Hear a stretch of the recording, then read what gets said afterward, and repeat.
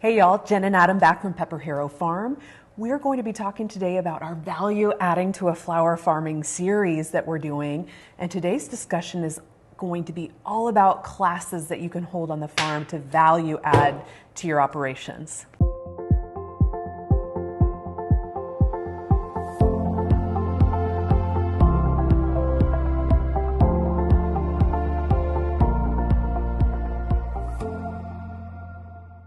Like Jen mentioned in our intro, today we're going to do a deep dive into the classes portion of our farm.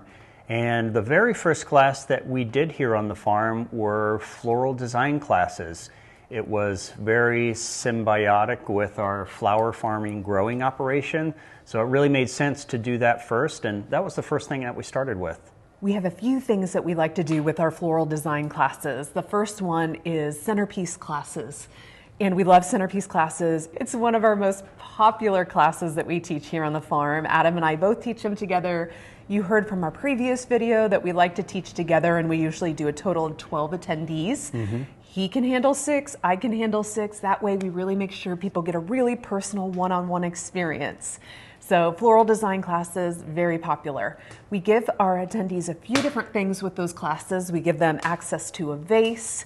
We cut a full flower bar worth of flowers. It is insane.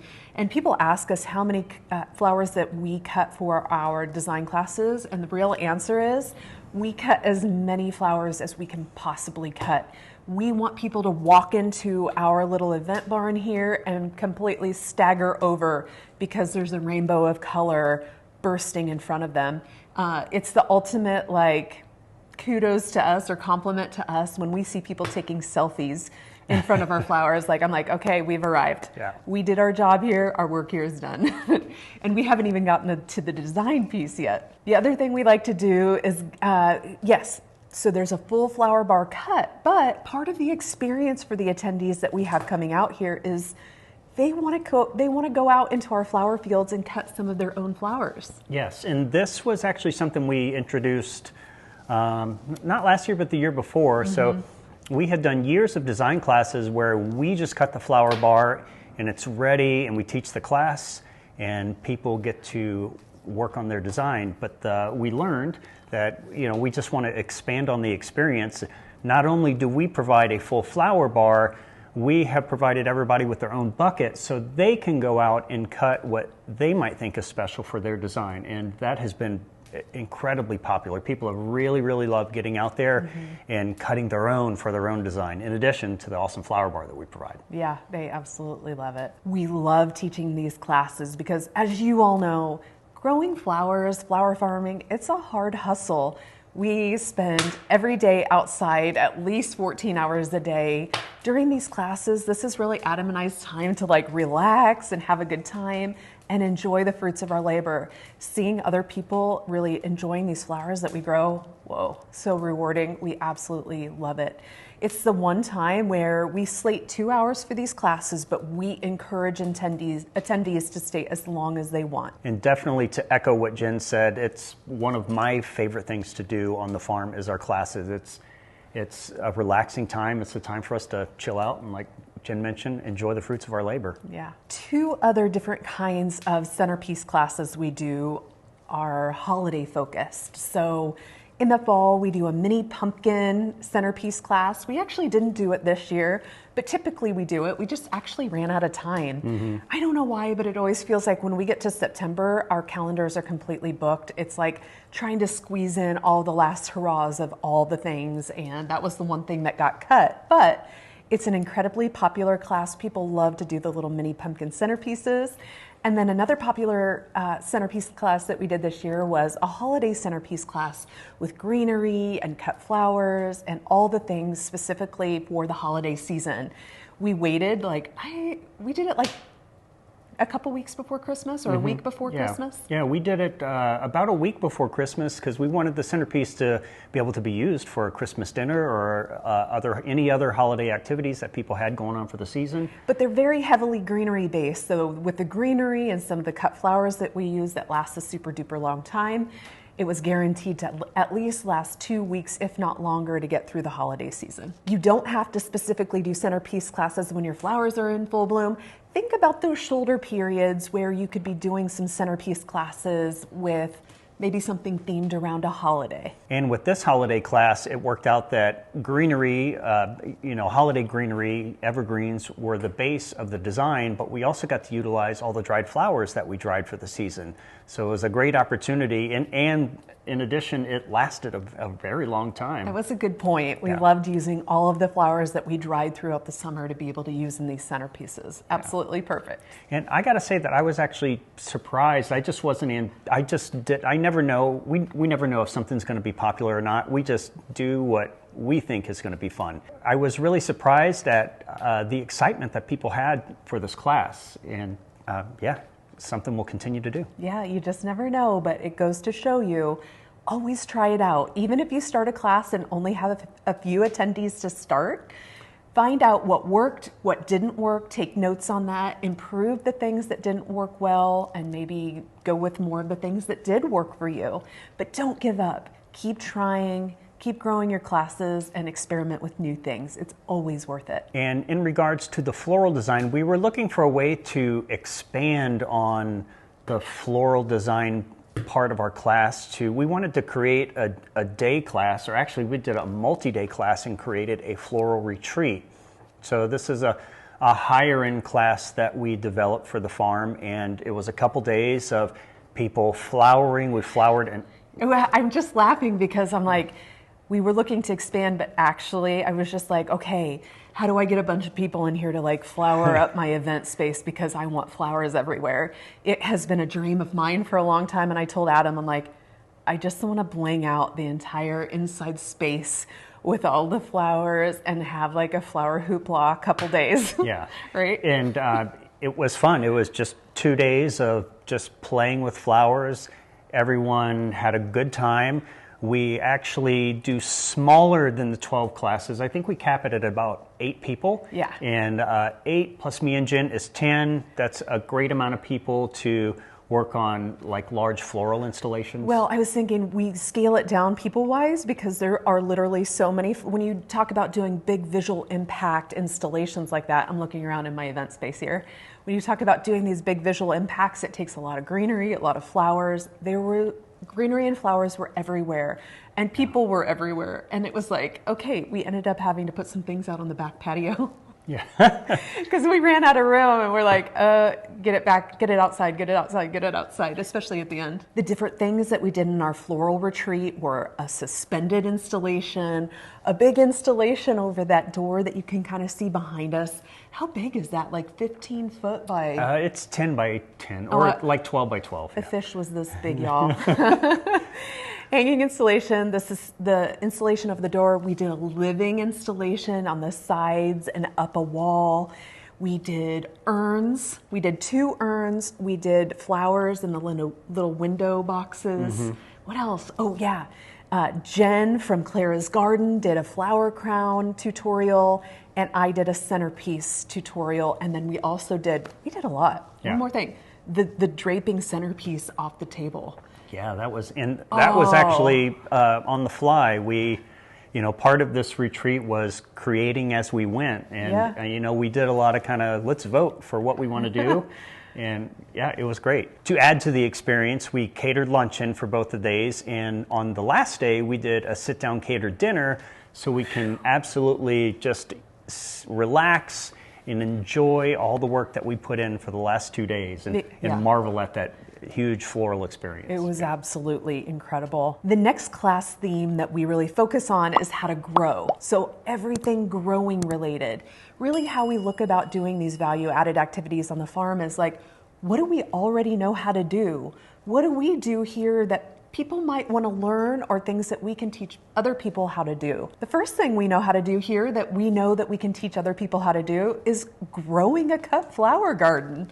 Everyone who is a flower farmer should know how to do that. Yes, you know that. It takes a little bit of time to sit down and actually go through the process of how you teach others, but it can be done.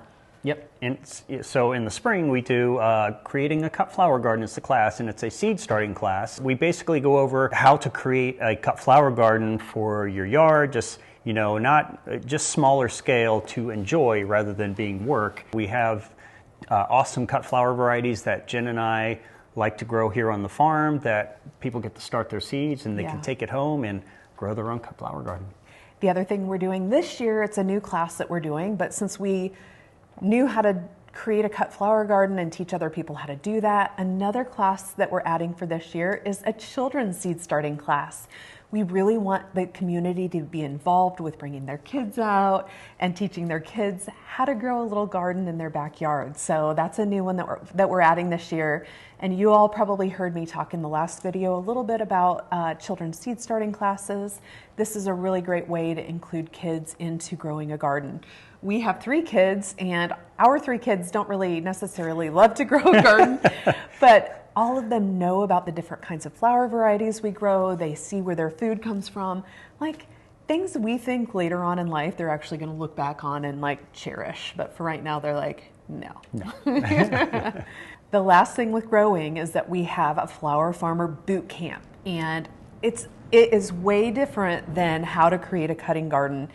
The Flower Farmer Bootcamp is everything about how to flower farm, how to start a flower farm, how to operate a flower farm, how we basically do our business. We literally send all of our attendees off with our playbook of everything we incorporate here in our business. And this is a day-long class that people come. We'll do a catered lunch for it, and your brain hurts by the end of it because we cram. Hold on. I think my brain hurt after it too. Yeah, our brains hurt too because if any of you are teachers out there, you know how tiring teaching can be, and teaching for 8 hours straight. Whew.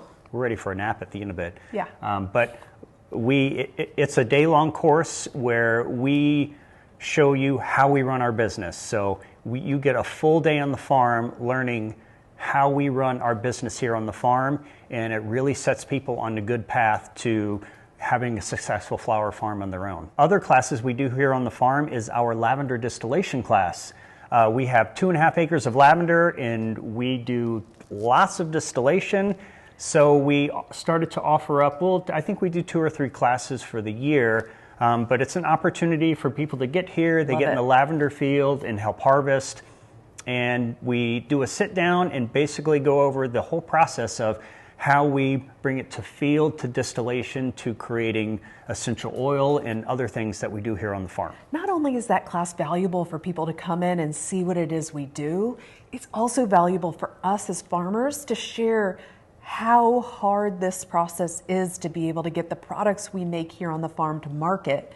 Oh man, the people that attend these classes see how long it takes us to distill an ounce of lavender essential oil. Yeah.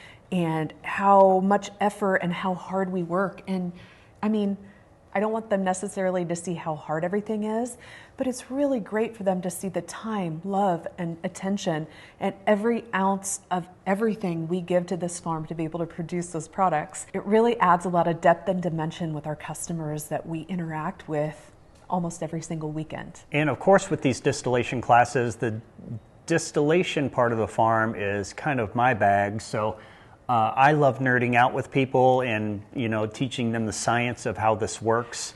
And like Jim mentioned, it's good for them to see like how much lavender goes into the distillation process for how much oil you get out of that. You know, I was laughing because if you all know the story, I literally bought a little copper still. What is it, a gallon? 10 gallons? It was a 2-gallon, tiny 2-gallon copper still. I bought it on Etsy, and I just like, here you go, figure it out. That's how I roll with Adam. I'll just go buy the thing and be like, can you figure this out, please?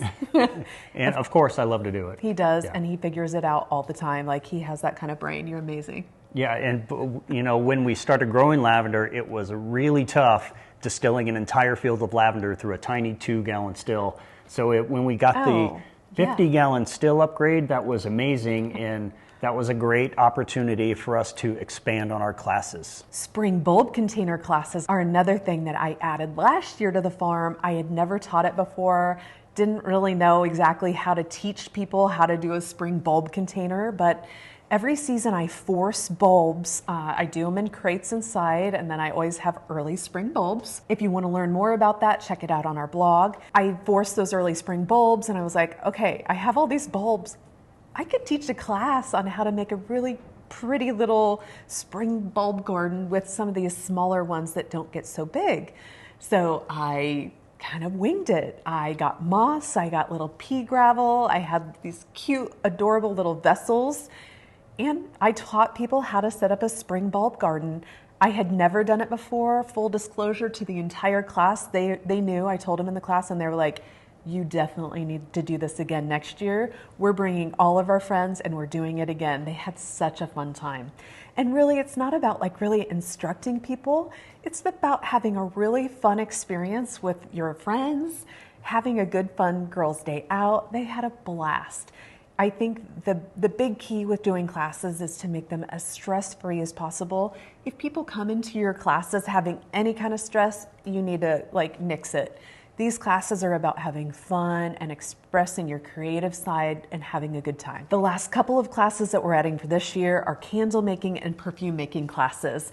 And those are a part of a botanical makers series of classes that we're doing this year. Not only are we doing the classes, but we're also going to do a botanical makers retreat. A big thing that we've noticed out in the marketplace is people have a lot of interest in doing a lot of DIY activities. And instead of doing, a standalone class for each one of those things, we're going to group all of the things together and just basically spend a day making all the things. So things that we're at, should I talk about it? About the Maker Series retreat?